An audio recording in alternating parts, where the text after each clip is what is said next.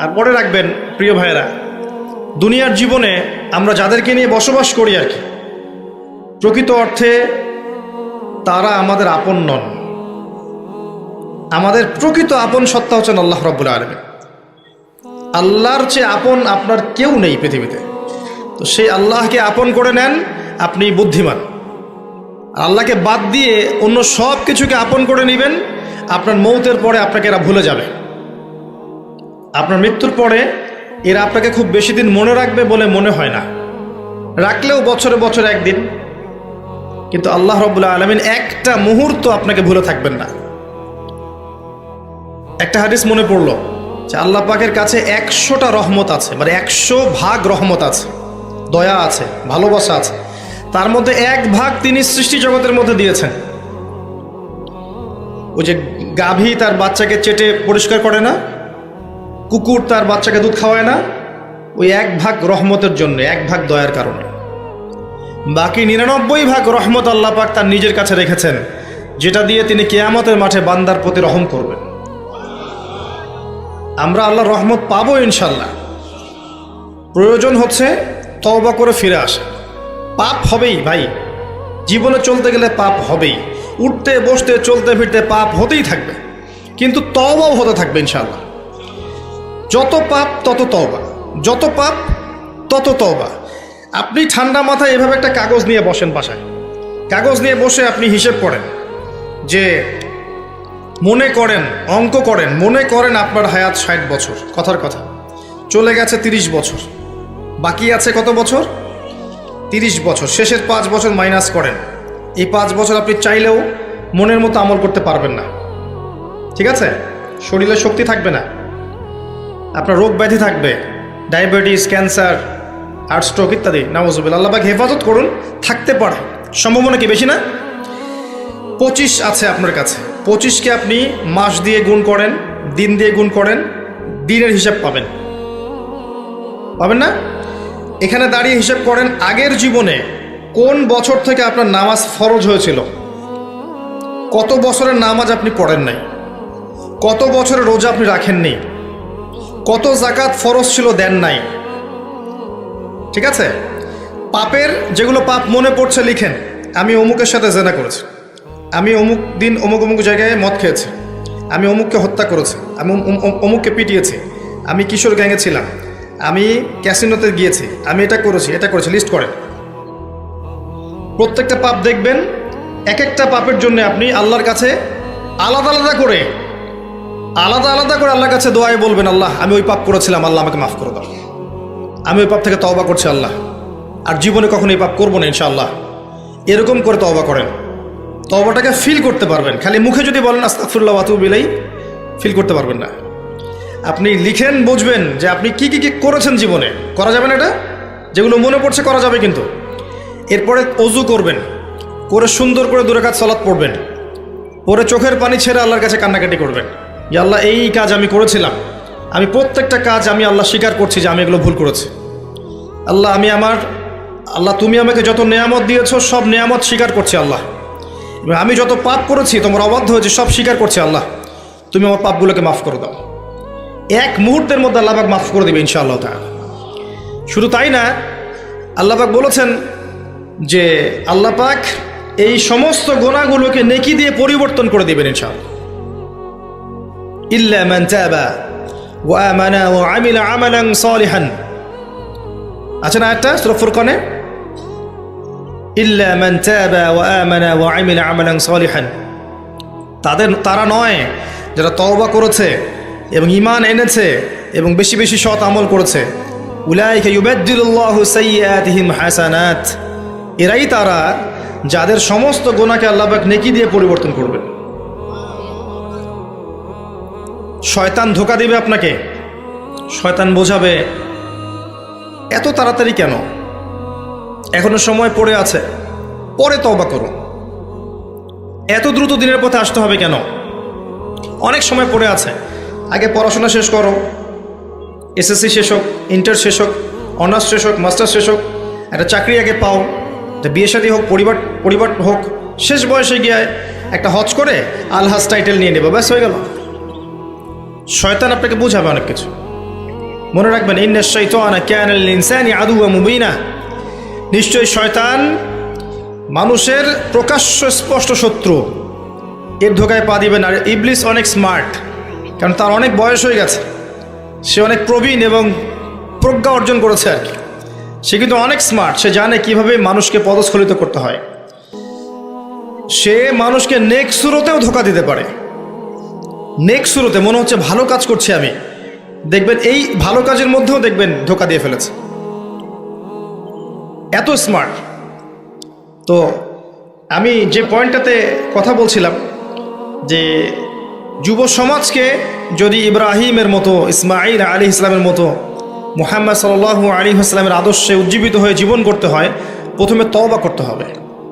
খালেস তওবা করে সমস্ত পাপ ছেড়ে দিয়ে বাকিটা জীবন, এই যে 25 বছরের টার্গেট করেন, এই 25 বছর আমি কি করতে চাই, আমার লাইফের গন্তব্য জান্নাত, জান্নাতে যেতে হলে আমার কি দরকার, আল্লাহর সন্তুষ্টি।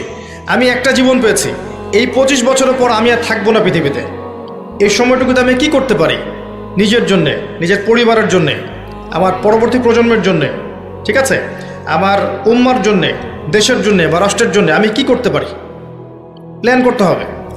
আমি কি পড়বো, এখন কোন কোন বই পড়বো, কোন কোন সাবজেক্ট পড়বো, পড়াশোনা করতে হলে আমাকে কার কার কাছে যেতে হবে লিখে ফেলেন। পড়াশোনার পরে আমি কিভাবে আমল করব, দিন রাত কেমন করে গোছাবো, 24 ঘন্টা রুটিন করে ফেলেন। তারপরে আপনার রিজিকের দরকার, আমি কি রিজিক চাচ্ছি, হালাল না হারাম, আমি হালাল যাচ্ছি। হালাল যদি চাই, আমি হালাল জব খুঁজবো, হালাল ব্যবসা করব, হালাল কৃষিভিত্তিক কাজ করব, হালাল কিছু করব, হারামে যাব না। প্রত্যেকটা কাজ ক্যালকুলেশন করে করেন। বিয়ে করব, এরপরে আমি কাকে বিয়ে করব, এই জিন্স এবং টি শার্ট পরা মেয়েকে নাকি একটা পর্দাশীল মুত্তাকি মেয়েকে? যে মুত্তাকি মেয়েকে টিক চিহ্ন দিলেন, এবার আসেন মুত্তাকি মেয়ে খুঁজতে হবে। মুত্তাকি মেয়ে ফেসবুকে পাওয়া যাবে না, ওই মেসেঞ্জারে পাওয়া যাবে না, হোয়াটসঅ্যাপে, ইমো, ভাইবারে পাওয়া যাবে না, ওইখানে যোগাযোগ করতে হবে। উপরে যোগাযোগ করে বলতে হবে, রব্বানা, বলেন, হাব লানা মিন আজওয়াজিনা ওয়া যুররিয়াতিনা কুররাতা আয়ুন ওয়াজআলনা লিল মুত্তাকিনা ইমামা। সূরা ফুরকান শেষের দিকে আছে। এই দোয়া করতে থাকেন আল্লাহর কাছে, আল্লাহ পাক মিলাই দেবেন ইনশাআল্লাহ আযজা ওয়া জাল্লা। ভুলেও ওই জিন্স এবং গেঞ্জি সংস্কৃতির মেয়েকে ঘরে তুলেন না, এই আপনার পরিবারটা জাহান্নামের টুকরা হয়ে যাবে। এই কাজ ভুলেও করতে যায় না। আর এটাও মনে রাখেন যে সব বোরখা মানেই মুত্তাকি পরহেজগার মেয়ে নয়, সব বোরখার পিছনেই দিনদার মেয়ে থাকে না, এটাও মাথা রাখবেন। ওইখানে কানেকশন করেন, ইনশাআল্লাহ আল্লাহ পাক ব্যবস্থা করে দিবেন ইনশাআল্লাহ। রিজিক কে দেয় ভাই? আসমান জমিন সৃষ্টির 50,000 বছর আগে, কত হাজার? 50,000 বছর আগে আল্লাহ পাক তাকদির লিখে ফেলেছে, লেখা হয়ে গেছে আপনার কার সাথে বিয়ে হবে, আপনার কয়টা বাচ্চা হবে, আপনি কত বছর থাকবেন পৃথিবীতে, কিভাবে মারা যাবেন, কোন দিন মারা যাবেন, এবং মৌতের পর আপনার কি হবে। এই পৃথিবীতে আপনি কত কোটি চালের দানা খাবেন, কত কোটি ডালের দানা খাবেন, কতগুলো মাছ খাবেন, কতগুলো মাংস খাবেন, সব লেখা আছে, সব লেখা আছে। আল্লাহ পাকের এই পুরো সিস্টেমের মধ্যে আমরা, এর বাইরে যাওয়ার কোনো ক্ষমতা নেই। মানুষ তো আল্লাহকে চিনে না, মানুষ আল্লাহকে চিনে না বলেই আল্লাহর অবাধ্য হয়। উমর রাদিয়াল্লাহু আনহু আমিরুল মুমিনিন, ইসলামের দ্বিতীয় খলিফা, রাতের বেলা তাহাজ্জুদ পড়তেন, আবার রাতের একটা অংশ অল্প একটু বিশ্রাম নিতেন, নিয়েই আবার বের হয়ে পড়তেন জনগণের খোঁজখবর নেওয়ার জন্যে। দেখছেন যে এক মা চুলার উপরে হাঁড়ি বসিয়ে রেখেছে, হাঁড়িতে কিছু নাই, বাচ্চাটা কাঁদছে। গল্পটা জানেন না? এটা প্রসিদ্ধ গল্প, কিন্তু প্রসিদ্ধ কাহিনী, বিভিন্ন কিতাবে এসেছে। তো তিনি গিয়ে জিজ্ঞাসা করলেন, কি সমস্যা, বাচ্চা কাঁদছে কেন, খাবার কোথায়? তো এই মহিলা বলছে, ওয়াল্লাহি হাযা বাইনি ওয়া বাইনা ওমর, আল্লাহর কসম করে বলছি এই অবস্থাটা আমার ওমরের আর আল্লাহর মাঝখানের ব্যাপার। মানে এ অভিযোগ করছে আল্লাহর কাছে ওমর সম্পর্কে রাদিয়াল্লাহু আনহু। সে তো চিনতে পারেনি যে এই ব্যক্তি ওমর রাদিয়াল্লাহু আনহু। কথা বুঝতে পারছেন? আচ্ছা, এবার ওমর রাদিয়াল্লাহু আনহু একটু ভয় পেয়ে গেলেন, মানে বিচলিত হয়ে পড়লেন যে আমার ব্যাপারে আল্লাহর কাছে দাবি রাখলে তো সমস্যা না। তিনি এমন মানুষ ছিলেন যিনি বলেছিলেন যে ইরাকের ফোরাত নদীর কিনারায় যদি কোনো ছাগলের বাচ্চা না খেয়ে মারা যায়, আমি ভয় পাই যে আল্লাহ পাক সেজন্য আমাকে জবাবদিহি করাতে পারেন। এমন ছিলেন তিনি আমিরুল মুমিনিন। খেজুর পাতার মসজিদে বসে অর্ধবিশ্ব শাসন করেছেন, অর্ধবিশ্ব, এবং মাটিতে ঘুমাচ্ছেন। তার ব্যাপারে একটা প্রসিদ্ধ কথা আছে, হাকামতা আদালতা আমিনতা ফানিমতা। হে ওমর, তুমি বিচার কার্য পরিচালনা করেছো, ন্যায় বিচার করেছো, নিরাপত্তা দিয়েছো, এরপর ঘুমিয়েছো। তারপর তিনি কি করলেন? বললেন, ইয়া আমাত আল্লাহ, হে আল্লাহর বান্দি, একটু অপেক্ষা করো, আমি আসছি।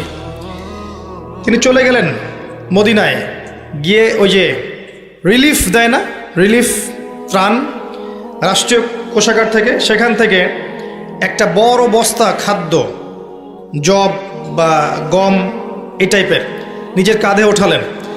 নিজের কাঁধে, অ্যাসিস্ট্যান্টের কাঁধে নয়, নিজের কাঁধে, গাড়িতে করেও নয়, পায়ে হেঁটে কাঁধের মধ্যে এই বস্তাটা নিয়ে তিনি হেঁটে হেঁটে যাচ্ছেন ওই মহিলার বাসা পর্যন্ত। তার পাশে একজন সাহাবী ছিলেন, তার নাম ছিল আসলাম রাদিয়াল্লাহু আনহু। ইনি বলছেন যে, ইয়া আমিরুল মুমিনিন আনা আহমিলু, হে আমিরুল মুমিনিন, আমাকে দেন, আমি বহন করছি। তখন উমর রাদিয়াল্লাহু আনহু বলছেন, হাল আনতা তাহমিলু উযরি ইয়াউমাল কিয়ামাহ, তুমি কি কিয়ামতের দিন আমার পাপ বহন করবে? তুমি কি কিয়ামতের দিন আমার পাপ বহন করবে, আমার বোঝা বহন করবে? আজকে এটা চাচ্ছ তুমি আমার কাছে? নিজে কাঁধে করে নিয়ে গিয়ে ওই মহিলাকে দিলেন, নিজের হাতে রান্না করে বাচ্চাগুলোকে খাওয়ালেন। এরপরে গিয়ে আল্লাহর কাছে কেঁদে কেটে দোয়া করলেন, আল্লাহ, তুমি আমাকে যে দায়িত্ব দিয়েছ, আমি হয়তো এই দায়িত্ব পালন করতে পারছি না, তুমি আমাকে ক্ষমা করে দাও। আমি কিভাবে আপনাকে বুঝাবো যে এগুলো হচ্ছে ইসলাম? ইসলামের এই সৌন্দর্যগুলো দেখে হাজার হাজার অমুসলিম ইসলাম কবুল করেছে। ইসলাম তরোয়ারির জোরে ছড়ানো হয়নি, মানুষকে জোর করে, বোমাবাজি করে, সন্ত্রাসবাদ ছড়িয়ে এভাবে ইসলামের প্রচার হয়নি, কখনো হবেও না ইনশাল্লাহ। ইসলাম এভাবে সৌন্দর্য দিয়ে প্রতিষ্ঠিত হয়েছে, ন্যায় বিচার দিয়ে, আদালত আমানত দিয়ে, মুসলিমদের তাকওয়া পরহেজগারিতার চরিত্র দিয়ে। মানে এই যুব সমাজের চারিত্রিক এই অধঃপতনের দিকে তাকান, এরা কি আসলে সেই উম্মার সদস্য? আদৌ কি আমরা উমর রাদিয়াল্লাহু আনহুর উত্তরসূরি, আবু বকর ওসমান আলীর উত্তরসূরি, খালিদ বিন ওয়ালিদ, তারেক বিন জিয়াদ, জায়েদ ইবনে হারেসা, জাফর ইবনে আবি তালেব, আব্দুল্লাহ বিন রওয়াহা তাদের অনুসারী, বদর এবং উহুদের সাহাবীদের মতো আমরা? আমাদের উচিত নিজের চেহারা আগে আয়নায় দেখা, কারণ প্রত্যেকটা নফসকে মৌতের স্বাদ গ্রহণ করতে হবে। ফাইন্নামা তুওয়াফাউনা উজুরাকুম ইয়াউমাল কিয়ামাহ, এরপর কিয়ামতের মাঠে তোমাদেরকে পূর্ণ প্রতিদান দেয়া হবে। ফামান যুহজিহা আনিন নার ওয়া উদখিলাল জান্নাতা ফাকাদ ফাজ, ওই দিন যাকে জাহান্নাম থেকে বাঁচানো হবে এবং জান্নাতে প্রবেশ করানো হবে, একমাত্র সে ব্যক্তি সফল, আর কেউ সফল নয়। তাই আমি যুব সমাজকে আমার হৃদয়ের অন্তঃস্থল থেকে অনুরোধ করব, এই যে সময় নষ্ট করা, অহেতুক পড়াশোনায় ফাঁকি দেওয়া, আপনার ইসলামের বেসিক জিনিসগুলো না শেখা, কোরআন হাদিস না পড়া, রোজা না রাখা, নামাজ না পড়া, কোরআন তেলাওয়াত না করা, আল্লাহর জিকির আজগার না করা, সারাটা দিন এই যে ফেসবুকিং, ইউটিউবিং, আপনার পাবজি, আপনার টিকটক, এই যে আপনার আর কি আছে, এই যে পর্নোগ্রাফি, আপনার অশ্লীল সাইটগুলোকে ভিজিট করা, মেয়েদের সাথে চ্যাটিং করা, গার্লফ্রেন্ডের সাথে ডেটিংয়ে যাওয়া, জিনা করা, মাদকদ্রব্য সেবন করা, এই যে পশ্চিমাদের নোংরা সংস্কৃতিতে অভ্যস্ত হয়ে গেছেন, আল্লাহর ওয়াস্তে এখান থেকে তওবা করে ফিরে আসেন। ফিরে আসেন, আপনার জন্য দুইটা সুসংবাদ। একটা হচ্ছে, নবী সাল্লাল্লাহু আলাইহি ওয়াসাল্লাম বলেছেন, কিয়ামতের মাঠে আল্লাহ পাক 7 শ্রেণীর মানুষকে আল্লাহর আরশের ছায়ায় ছায়া দিবেন, যেদিন ওই ছায়া ছাড়া অন্য কোনো ছায়া থাকবে না। তার মধ্যে এক শ্রেণী হচ্ছে যে যুবক সমাজ বা যুবক শ্রেণী, যুবতীয় পর্বের মধ্যে, যারা তাদের যৌবনকালটাকে আল্লাহর রাস্তায় বিলিয়ে দিয়েছে।